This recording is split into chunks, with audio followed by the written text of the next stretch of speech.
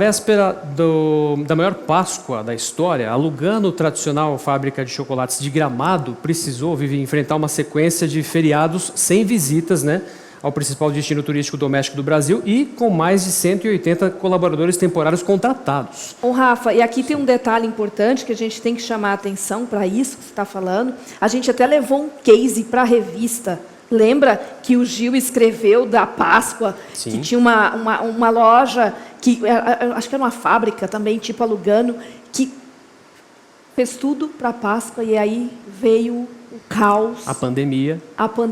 E eles fizeram um vídeo, postaram isso na fanpage lá da loja, e aquilo foi um auê, até a gente aqui do E-Commerce Brasil foi impactado por esse vídeo, pessoal. E o Juliano é um jornalista da nossa equipe, do portal, é um querido de um coração desse tamanho, enorme. E ele disse, meu Deus, que história é essa? E ele foi conversar com essas pessoas e trouxe um case para a revista, e depois ele foi atrás de novo dessas pessoas para saber o que tinha acontecido com aquela produção toda, e eles venderam tudinho, não foi, Rafa? Pois é. Então, essa coisa assim, não tinha nada de digital. Quando eu vejo essas conversas e o que é essa indústria, que é um ponto turístico na cidade de Gramado, né, ir na loja da Lugano, ou passar por essa experiência, é algo fenomenal. Os produtos deles são sensacionais e não fica devendo nada para ninguém dentro do que a gente tem aí. Fantástico, Rafa. E a Lugano teve essa história também de superação, de mudança de cenário desde o começo da pandemia para agora, né? Foi preciso, desde redirecionar esforços para fabricar álcool em gel, por exemplo, né, para proteger todo mundo, até acelerar projetos digitais, chegando ao final, agora de 2020, com o dobro de franquias vendidas. É impressionante. Uma jornada difícil, mas doce, né? Verdade. Contada pelo CEO do grupo, que, além da Lugano, possui várias outras marcas que moram no coração dos turistas que visitam a cidade de Gramado. Para conversar com o Augusto Rocha, VP de Vendas e Marketing da PM Web, sobre como a Lugano enfrentou um ano sem Páscoa e terminou com o dobro de franquias, eu chamo aqui o outro Augusto, o Xará, o CEO da empresa. É o Double Augustus, né, agora que a gente tem. Sejam bem-vindos. Augustus, sejam bem-vindos. Obrigado. Boa tarde, pessoal. Olá, Vivi. Olá, Rafael, tudo bem? Tudo bom. Augusto, vou chamar de Augusto aqui, Guto do lado de lá, porque, né, Augusto 1, Augusto 02, está com vocês a conversa aí, tá bom? Maravilha, obrigado. Vivi, muito obrigado. É uma alegria para mim estar participando aqui e dividindo essa conversa com o Guto, que, além de cliente da PM Web, também é meu padrinho de casamento, então temos um relacionamento aí de longo prazo, começamos na faculdade juntos, né? E esse ano foi um ano de muito desafio. Mas, Guto, o que eu queria para o pessoal conhecer um pouco era, antes da gente começar a falar desse grande desafio que foi o ano de 2020 para vocês, que tu contasse um pouco sobre a história da Lugano, a história da Rasen, como que o grupo está formado, quantas pessoas trabalham aí, para a galera ter uma noção do que a gente está falando. Quando a gente fala de Gramado, a gente fala do maior destino de turismo doméstico da América Latina, mas tem muita coisa que acontece em Gramado e que já está tomando conta do Brasil inteiro. Então, palavra tua, Guto, apresenta o grupo para nós. Vamos lá. Pessoal, primeiro agradecer aí a receptividade do pessoal do E-Commerce Brasil, o convite aí da Vivi e do Guto aí para estar falando um pouquinho com vocês. É uma honra estar falando num evento da tamanha importância desse para vocês. Falando rapidamente aí do nosso grupo, a Lugano ela foi fundada aí há 44 anos atrás, 1976, e eu costumo dizer que ela é pai e mãe de todo o grupo, né? É através dela que tudo passou a acontecer, né? Sou aí da terceira geração, aí junto com o meu irmão que estão à frente dos negócios. Há 12 anos atrás fundamos a Rasen, que foi a primeira cervejaria aqui de Gramado, da região, é uma das maiores cervejarias aqui do Rio Grande do Sul hoje. E depois começamos a entrar em alguns investimentos de gastronomia. Hoje nós temos aí alguns restaurantes, dois parques temáticos aqui em Gramado também. Um é o Mundo de Chocolate, que é um parque temático com mais de 30 toneladas, mais de 12 milhões de reais em chocolate esculpido. como, por exemplo, uma Torre Eiffel com chocolate 70% cacau com 4,5 metros de altura. Então, é um negócio bem diferenciado. E o Beer Park, que é um parque dedicado à história da cerveja, bem no centro da cidade. Hoje, o nosso grupo está composto em torno de 300 colaboradores. Chegamos a ter aí, antes do início da pandemia, aí 470 colaboradores, então teve uma redução bem grande, um enxugamento muito grande aí da companhia. E nós estamos aí com desafios bem grandes aí para 2021. Muitos eram desafios de 2020 que tiveram que ser adiados, mas ao mesmo tempo entrou oportunidades bem grandes aí para a gente estar adicionando aí nossas metas. Guto, sobre o ano de 2020, ele começou muito bem, tinha uma promessa muito bacana, e aí aconteceu tudo o que aconteceu, mas divide para nós um pouco como é que foi o plano de vocês e como que vocês reagiram. Certo. Na verdade, assim, o 2020 tinha uma promessa muito boa em várias questões aí para a gente. Dentre elas, o que é o que sustenta, né, de fato, a base da nossa empresa é Gramado, né? Onde temos 6 lojas próprias aqui que faturam muito mais, né? E é a fábrica faturando direto, sem intervenientes e tal. Então, é o que sustenta economicamente boa parte do nosso grupo. A cervejaria, hoje, 60% das vendas da Rasen está concentrada aqui na Serra Gaúcha. Então, tínhamos uma expectativa, até vou passar aqui no slide para vocês. Aqui, rapidamente, se alguém quiser ler o QR Code aí para acessar meu LinkedIn ou digitar meu nome aí direto depois também, a gente pode conversar um pouquinho melhor. E 2020, nós seria o ano dos feriados, a gente costuma dizer, né? Seriam 9 datas nacionais, fora as regionais aqui, que nós teríamos feriados estendidos. E a gente com isso tinha uma expectativa de crescimento de 15% no faturamento só aqui em Gramado, nas lojas de Gramado, nas lojas próprias, né? Por conta desses feriados estendidos, que o turismo doméstico, como o Guto já falou antes, Gramado hoje é o principal polo de turismo doméstico aí no Brasil e até América Latina, né? A gente tinha 25 unidades franqueadas antes do início da pandemia, e aí veio a bomba, né? Março nós já enfrentamos uma queda de 25% no faturamento. Aí estou falando grupo, não estou falando só lojas de Gramado, estou falando o grupo todo, né? E abril uma queda de 92% no faturamento. Nós tivemos por 2 meses e pouco aí 100% das nossas franquias no Brasil e todas as lojas de Gramado totalmente fechadas, todos os nossos restaurantes fechados. A cervejaria só vendia mínima coisa para alguns supermercados, porque a gente sempre trabalhou o varejo. Nunca trabalhou o varejo, a gente sempre trabalhou o nosso forte, a distribuição em bares e restaurantes. Então, daí para diante, maio em diante, a queda não foi tão brusca, mas também na casa de 80%, 70%, até nós vimos a outubro a ficar em 100%, conseguimos voltar a equilibrar, e em novembro ainda tivemos uma queda de 15% aí no faturamento. E isso, Guto, vocês estavam com uma quantidade enorme de funcionários contratados para esses feriados, né? Exato, ali nós estávamos, aqui em março, nós estávamos com em torno de 470 funcionários na empresa. A gente estava em plena produção de Páscoa, bombando, as lojas já com funcionários contratados, todos os restaurantes com extra, com funcionários temporários contratados, né? E além de não faturar, não termos o que fazer com boa parte do produto, ainda ficamos com vários funcionários contratados sem ter o que eles fazerem, né?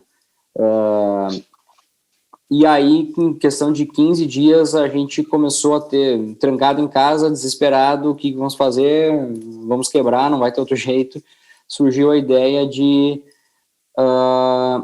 produzir álcool gel. A gente viu que estava faltando, um dia eu fui na farmácia comprar, não tinha, e começamos a criar esse burburinho de que não existia mais álcool gel no mercado, disparou. E a gente, em torno de 15 dias, praticamente desmontamos a fábrica da Rasen, da cervejaria, e e adaptamos uma linha de produção de álcool gel na fábrica, o que primeiramente ajudou muito os hospitais, polícia principalmente, né, uma coisa que é impressionante, o policial, ele tá na rua, ele não tem onde lavar as mãos, né, e se ele não tem um potinho de álcool gel, é terrível, né. Então, a gente começou a ajudar muitos asilos, bombeiros, Polícia Rodoviária Federal do estado inteiro, só para a Polícia Rodoviária Federal, foram 8 pallets de álcool gel doado, foram mais de 300 mil garrafinhas de álcool gel no total que nós fizemos de doação. Até em Minas Gerais, até para Minas Gerais nós mandamos doação de álcool gel.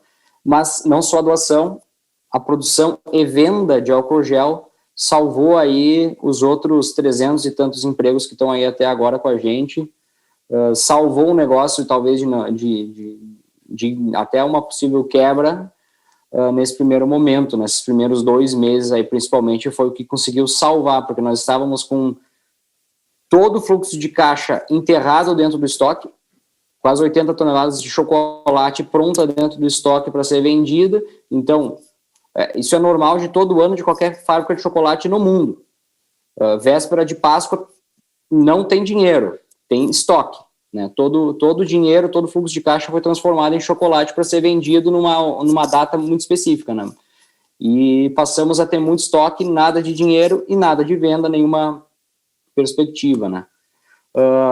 Conseguimos salvar uma boa parte da Páscoa em e-commerce, que nós tínhamos acabado de lançar nosso e-commerce, uma versão ainda muito humilde inicialmente, mas desde o início já com a plataforma VTEX, com a parceria com a VTEX e com a Avante, né, a agência que desenvolveu com a gente, projeto aí de mais de meio ano de estruturação, conseguimos salvar ainda boa parte da nossa Páscoa aqui dentro do e-commerce, né. E o que realmente nos surpreendeu foi o estouro das franquias da Lugano, ali a partir do final de abril, início de maio, começou a estourar a venda de novas franquias. Em plena pandemia, aí, nós tínhamos 25 lojas abertas, e em plena pandemia a gente assinou 29 novos contratos de franquia.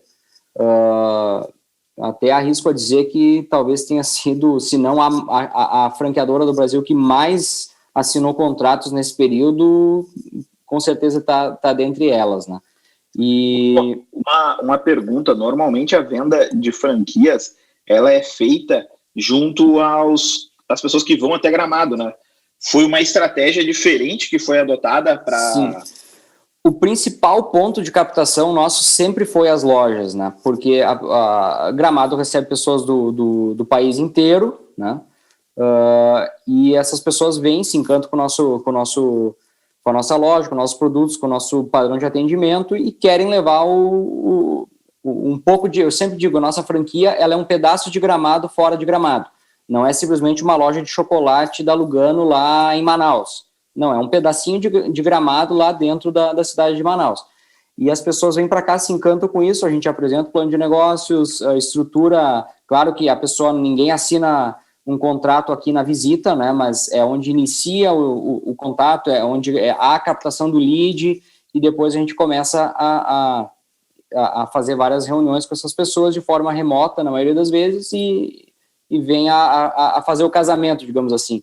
E nesse período que não houve mais nenhuma pessoa vindo a Gramado, né, tudo fechado, a gente pensou, vamos tentar seguir vendendo, né, a gente já tinha uma parceria ali com a V4 Company ali, e iniciamos um projeto bem mais estruturado de captação de lead via online mesmo, né? E desses 29 contratos de franquia, 100% deles foram captação de lead online. Pessoas que, claro que todos eles, em algum momento, já tiveram algum contato físico com alguma loja da Lugano, já vieram a Gramado no passado, mas não houve uma abordagem aqui na cidade, não houve um contato inicial, não teve nenhuma reunião presencial com essas pessoas. Foi 100% dessas captações de lead online, e a maioria delas Instagram, né? Alguma coisa através de Google e o nosso site, mas a grande maioria Instagram. E foi uma forma de se reinventar. A venda de novas franquias, a assinatura de novas franquias, ela não ajuda muito, digamos, o caixa da empresa num primeiro momento, porque há o recebimento da taxa de franquia, ponto, né? E isso mal e mal paga a conta da estrutura de gestão da franqueadora, né? Isso é uma colheita a longo prazo, né? A maioria dessas lojas nem abriram ainda, né? Para terem ideia, dessas 29 lojas, se eu não me engano, 2 só ainda já abriram.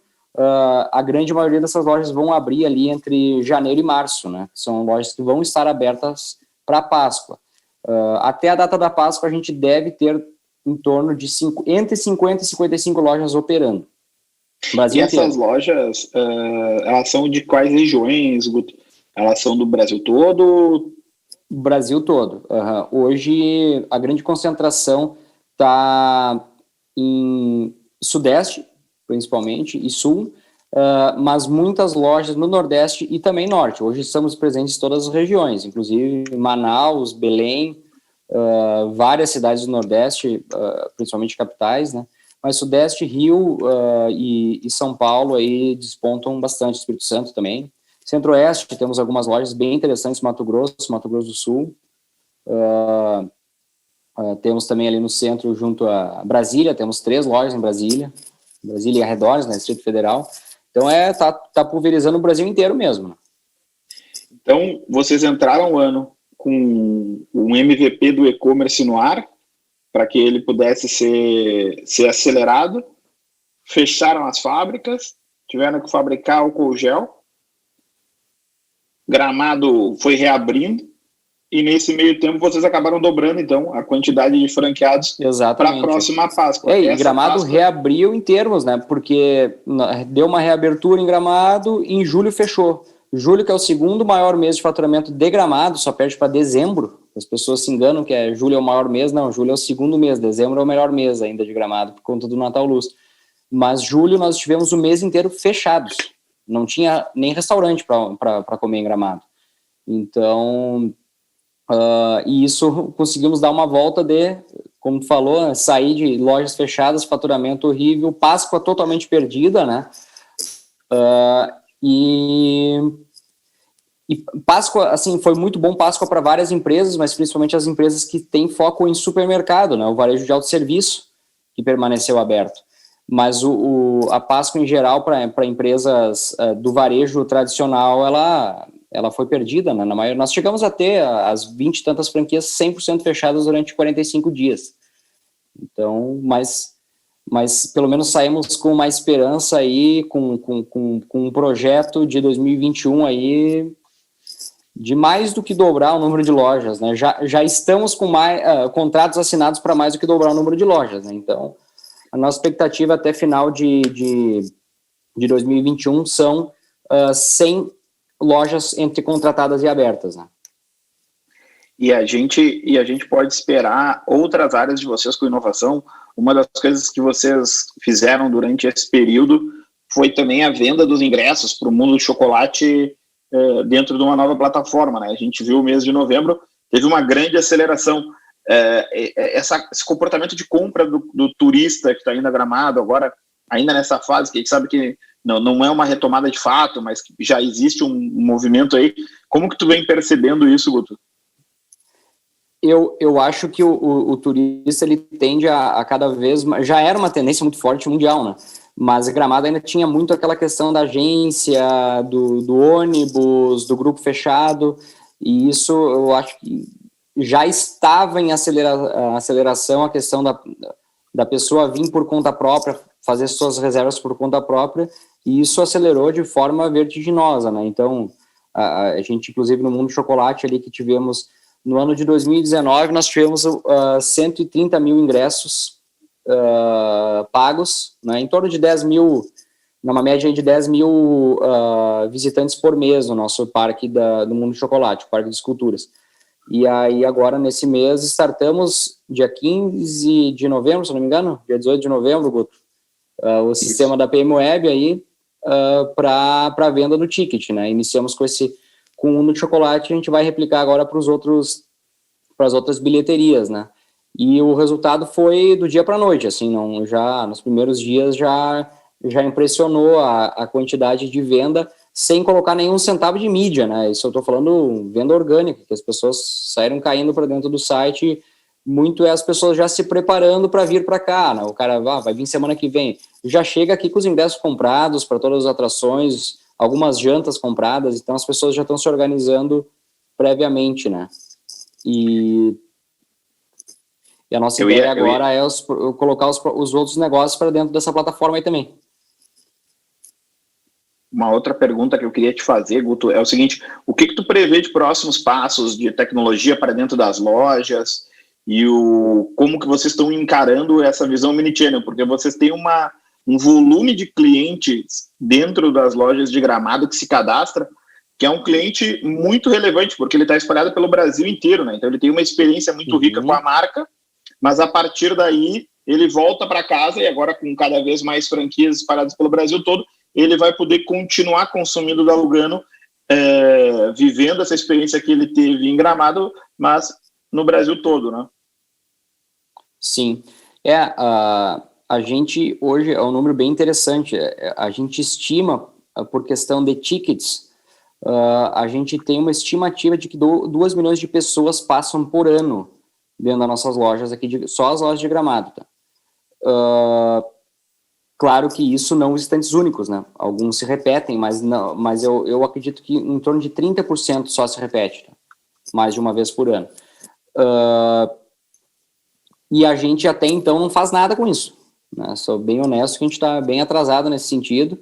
Hoje a gente não faz nada com essa informação, a gente não conversa com o cliente depois disso, ou se o cliente o cliente de Cuiabá está aqui em Gramado, ele compra com a gente e tem uma franquia lá em Cuiabá que poderia continuar o ano inteiro vendendo para ele se houvesse uma ativação. Ou numa cidade que não tem franquia, continuar acionando o cara via e-commerce, né? E isso hoje a gente não conversa com o cliente, né? A gente só conversa fisicamente com o cliente quando ele está dentro da nossa loja. Depois que ele saiu, a gente não continua conversando com ele, né? Então, a gente está aí em fase de início de implantação da plataforma, que também é bem recente nessa plataforma, Guto. O 360 Sim. da Sim, a gente viu o Drebs falando hoje pela manhã, eles já estão aí rodando há algum tempo. Tem um case muito legal que tem um webinar da Ilcom, que foi feito pela E-Commerce Brasil também, e a gente vai levando, a ideia é levar o CRM para dentro da loja, né? É para mitigar esse desafio, né, Guto, que tu trouxe. O cliente tem um histórico de experiência, mas daí quando ele chega na loja, ele não tem esse reflexo, né? Ele não consegue ter a mesma experiência que ele tem no e-commerce dentro da loja, o que não faz sentido nenhum, porque a gente sabe que o ticket na loja pode ser maior, que a experiência é mais rica e que o vendedor ele tem papel fundamental na jornada de consumo do nosso cliente, né? Então, o vendedor, ele é literalmente a personificação da nossa marca, e é nele que a gente deve concentrar os nossos esforços de tecnologia. Nos últimos 20 anos, 25 anos que o e-commerce existe no Brasil, né? A gente acompanha o quanto evoluiu o e-commerce nesse período, mas dentro da loja a gente não viu essa mesma evolução. E aí agora a gente nota que esse anseio ele é comum em todo o varejo, e quando a gente consegue colocar tecnologia na mão, a mágica acontece. E provavelmente os franqueados de vocês vão estar muito felizes em saber que vão poder acionar 2 milhões de consumidores a cada ano quando eles voltam para suas casas. Exatamente, a ideia é saber exatamente de quem eles são, de fato saber quantos são, quantas vezes voltam, da onde são, né, o que ele gosta, quais são os produtos que ele mais consome, né, de uma forma, obviamente, automatizada, porque fazer isso na mão é totalmente inviável, né, então estamos aí iniciando essa parceria com a PM, a nossa ideia é justamente melhorar em muito a experiência do cliente, mas, acima de tudo, aumentar o ticket médio, né? Então, a gente está apostando muito nesse projeto para 2021, se unindo à expansão por franquias. Aí é um círculo vicioso, né? Aumenta o número de lojas, aumentando a interação com o cliente fisicamente, transmitindo para o online e conversando com o cliente o ano inteiro, o crescimento de faturamento pode ser exponencial, né? É incontrolável o que pode acontecer aí, né? Se a gente souber fazer o dever de casa direitinho. Guto, a gente tem mais uns minutos e aí eu queria te fazer uma pergunta. Como CEO aí do grupo, da Lugano, da Rasen, certamente nunca deve ter tido um ano tão desafiador como esse que tu viveu à frente da empresa. E aí a gente tem vários empresários nos assistindo, né, executivos nos assistindo. Que lições tu pode dividir com o pessoal que tenham sido as principais para ti num ano que teve 92% de queda no faturamento previsto, mas que termina com o dobro de franquias contratadas usando o canal digital para venda não só de produto, mas como venda de franquia? Não, eu acho que, assim, acima de tudo é tu segurar contigo as pessoas que são, de fato, tuas, né? Pessoas, colaboradores que são teus de fé, né? Eu acho que esse momento serviu muito para ver quem é quem, né?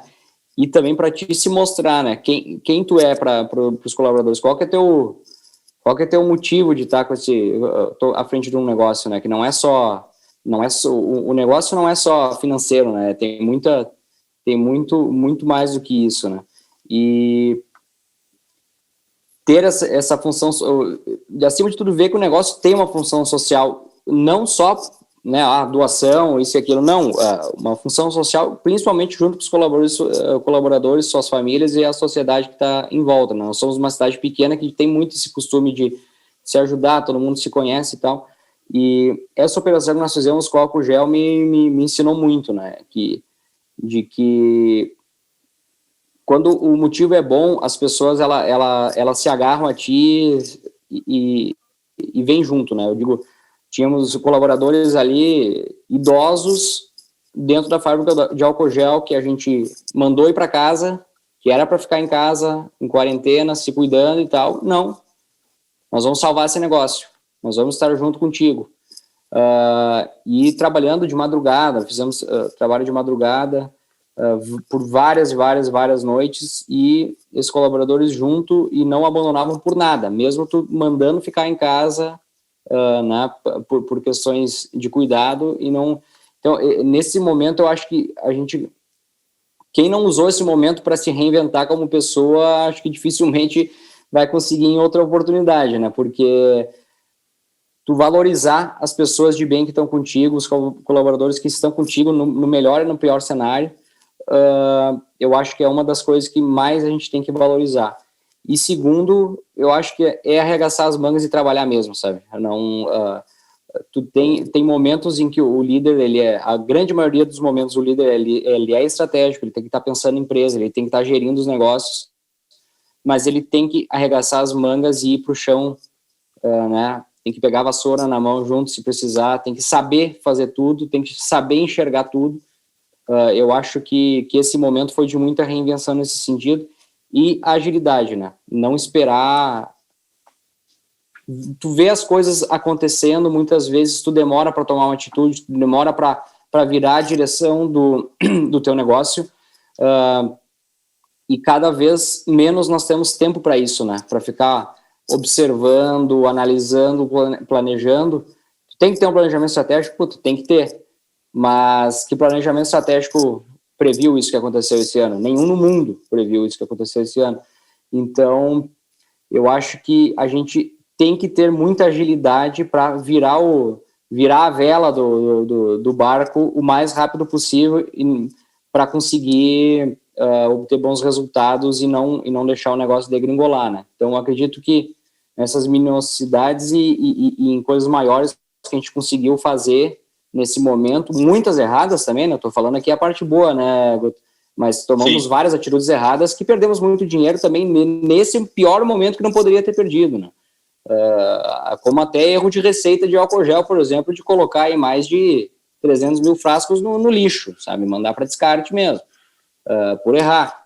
E é um dinheiro que nós não tínhamos para errar, e erramos, por querer resolver do dia para a noite. Então, eu acho que achar essa linha tênue do certo, mas ousado para dar tempo de conseguir se reinventar, eu acho que é muito importante, né? Guto, muito obrigado por dividir com a gente, por dividir não só a parte boa, né, mas também a parte difícil. A gente muitas vezes assiste os cases e só conta o lado bom, né?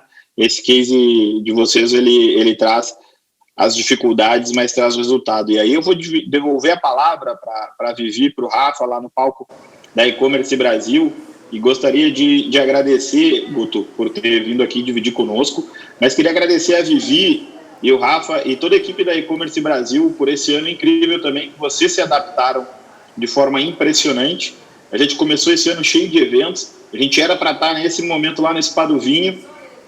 O planejamento, como vários falaram, o Guto também falou, ele dura até a próxima mudança de bandeira, no meio de uma pandemia como essa.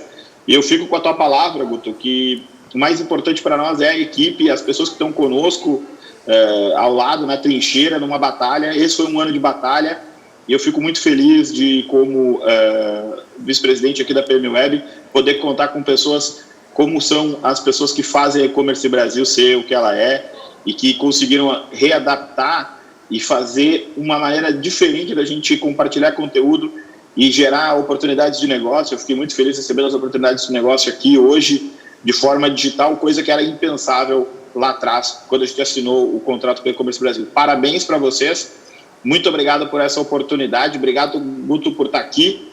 E agora, Vivi e Rafa, deixo com vocês. Obrigado.